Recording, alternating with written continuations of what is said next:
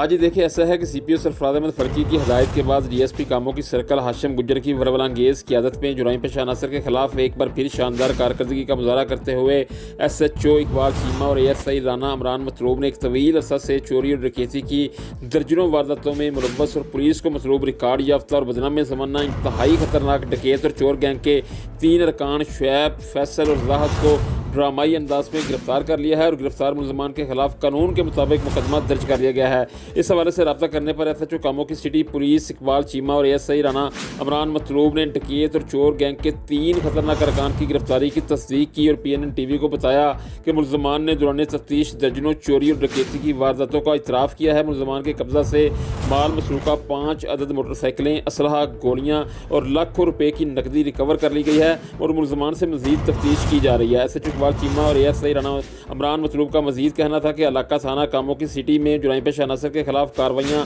तेज़ करते हुए इनका घेरा तंग कर दिया गया है। करके खुदा पर अरसा हयात तंग करने वाले मनफी जहनीत के हामिल अनासर किसी राइज के मुस्तहिक नहीं हैं, जबकि दूसरी जानब एक बार फिर शानदार कारकर्दगी का मुजाहरा करने पर कामों की अवामी, समाजी, शहरी, मजहबी, सियासी, तलीमी और खसूसन कारोबारी हलकों ने कामों की सिटी पुलिस को भरपूर खराज तहसीन पेश किया है और सीपीओ सरफराज अहमद फर्की और डीएसपी हाशिम गुज्जर का शुक्रिया अदा किया है। जी।